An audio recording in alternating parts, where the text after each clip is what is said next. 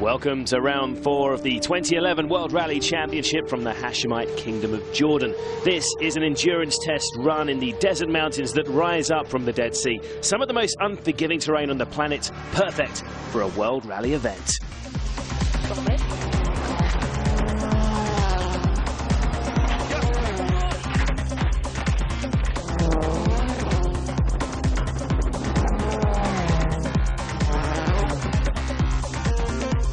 The service park headquarters are 80 kilometers south of the capital Amman and rest alongside the Dead Sea, the lowest location on Earth at 400 meters below sea level.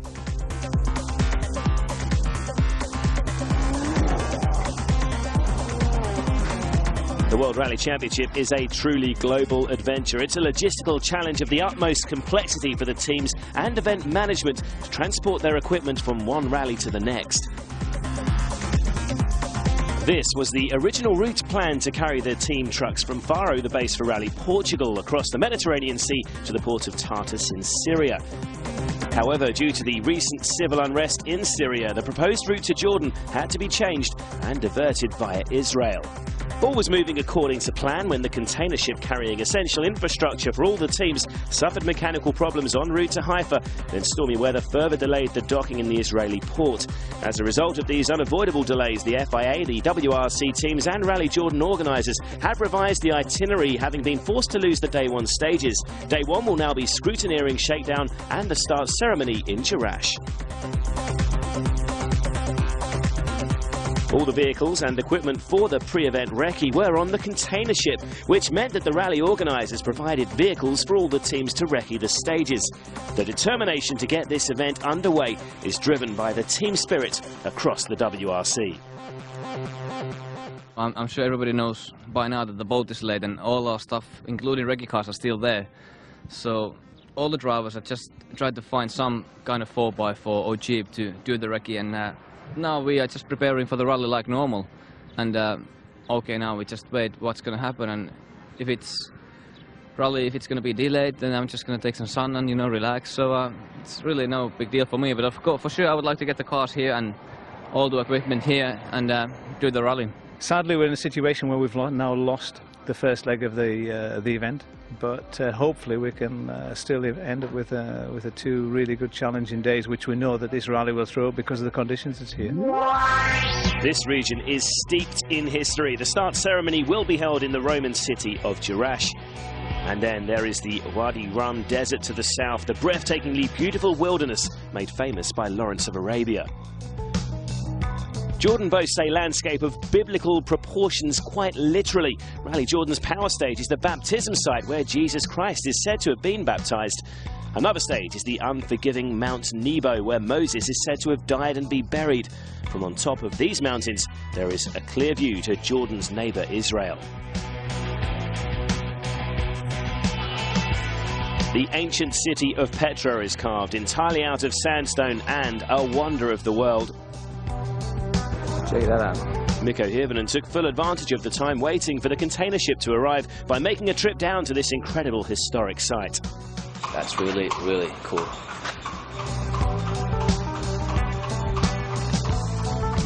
That's a big door. You know, it's my third year here in Jordan, and I always wanted to go there. It's such a famous place, and I always enjoyed to see, you know, historical sites and old buildings and temples. So, you know, it's a really good day. I'm really glad I finally had time to go there. Well, Mikko and his teammates at Ford also took some time to enjoy the legendary healing properties of the Dead Sea mud. With the extra resting and relaxing out of the way, it would soon be time for the rally preparations to really get moving. At every rally this year, we're selecting a featured driver. This weekend, it's Ford's Khalid Al Qasimi. The Emirati earned his World Rally stripes on terrain like this here in Jordan. Potentially, on paper, you should be able to score your best results here, really, no? No. No. Why is that? When they changed the rally to this area, it works completely different ball game. You know, it's not the same what we used to do. It's good because I started lifting my pace, but if you ask me, every time I participate over here, I never push 100%. Why is that? As I said, it's difficult to read the terrain, and whenever it is difficult, that means you cannot have the full confidence on pushing on a lot of places, a lot of corners. I would like to, but when I will see the terrain going rougher and more ruts, then I think it will be more enjoyable because the action goes over there. How proud are you to represent the Middle East as a whole in the WRC, as well as Abu Dhabi, of course? I mean, it is very important for us in this region, for sure, to have one of the rounds of the World Championship. Most of the drivers in the World Championship, the best drivers are, let's say, 90% of them from Europe. And to have someone which actually comes from this part of the world, I mean, covers of the Middle East and this region, it's good for the sport. It's good for the new generation, to help them to have the ambitions that to be future champions, and they can come and compete in the World Championship. Back to the delivery of the vital equipment to the teams. As the sun set over the Dead Sea, the container ship had docked in Haifa and cleared customs. The wait for the trucks to arrive was finally over at 1:30 a.m. the night before the rally was due to start. The teams had assembled their mechanics and engineers in the service park, poised to unload their equipment from the convoy of 37 trucks, some of which had been on the road since Portugal nearly 3 weeks ago.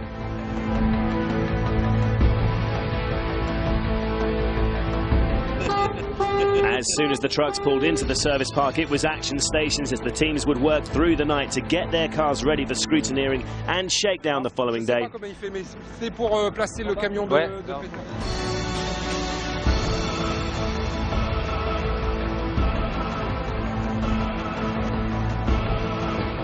Past 2, 37 trucks just come in here after how many days? Last seen in Portugal. The job is tremendous. You know, what's normally 3 days, we're looking into packing into 10 or 12 hours now.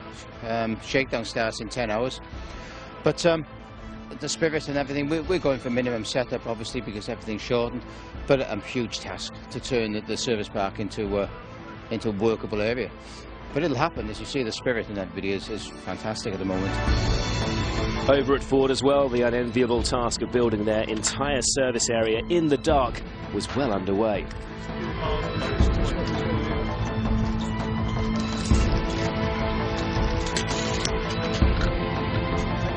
We've come up here with minimal numbers, just so some of the lads can rest, get everything half ready tonight, get all the service tents up, get some jacks out, and hopefully we can be ready for scrutineering at 8:30 in the morning. So we've got a challenge ahead, that's for sure. But finally, here they are, and we have the whole night to build all the service area to get ready for scrutineering and shakedown tomorrow morning.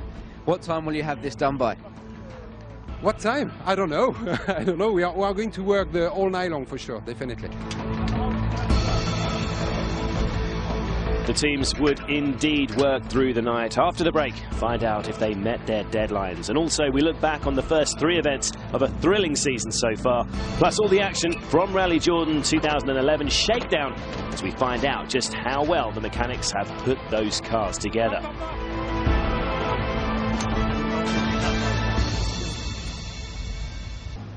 Welcome back to Jordan. It's dawn, and as you can see, the service park is almost complete, but it's taken an incredible effort from all involved to make it possible.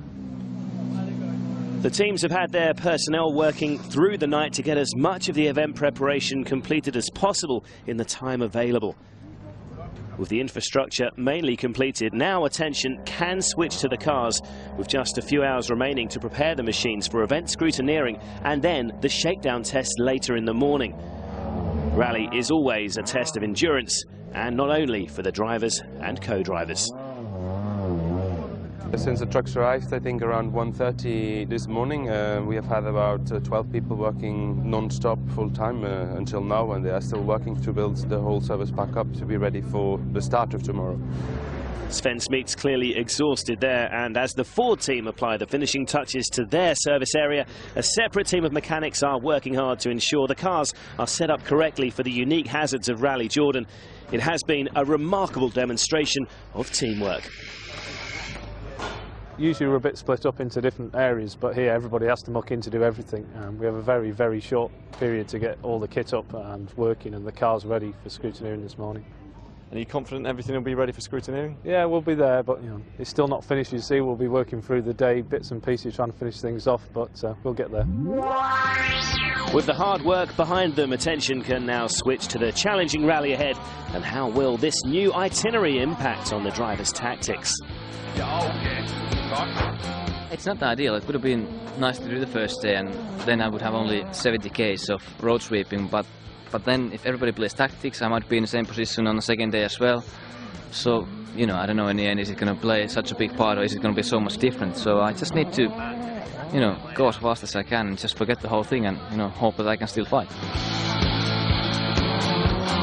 There is a lot of crest, and the base note is so important, but I think I say that almost during all the rally, but especially here there is, everything is similar. There is no tree, nothing to get repaired, so yeah, we will have to be fast. Stages here are really hard surface, and when it's clean, you can actually you can see the braking marks. You are actually leaving the rubber on the ground like on tarmac. It's so difficult to see where the road goes. You can't see anything. Everything is the same color, and to judge the speed and how much the corner tightens is very, very tricky. Another thing the drivers are going to have to get used to this weekend is a brand new tyre from Michelin. Basically the tyre is, the compound and the tread is the same as in Portugal, but the construction is now stronger. What we tested, we saw really positive results, and I think Michelin has done a lot of really positive work, really good work, and I think we should be sorted out now with the things that you don't need to worry about the punctures anymore. It's what we wanted. The other one was really fast. I don't know if this one will be as fast as the other one, but it's not the main thing, because we have all the same tire, so it's better to have a strong tire, especially here in Jordan, because if you see how it is, it's a lot of big stones everywhere, even sometime on the road, so it was important to have a new tire here. With preparations for round 4 gathering pace, let's take a look at the championship standings. Mikko Hirvonen and Sebastian Loeb locked together on 58 points. Jari-Matti Latvala is just 10 behind, with Sebastian Ogier 4th and Petter Solberg 5th. In the manufacturers' standings, Ford lead the way ahead of their great rivals Citroën. Just 10 points separate the two factory teams, with M Sport Stobart 3rd. It has been a fascinating 3 rallies so far this season.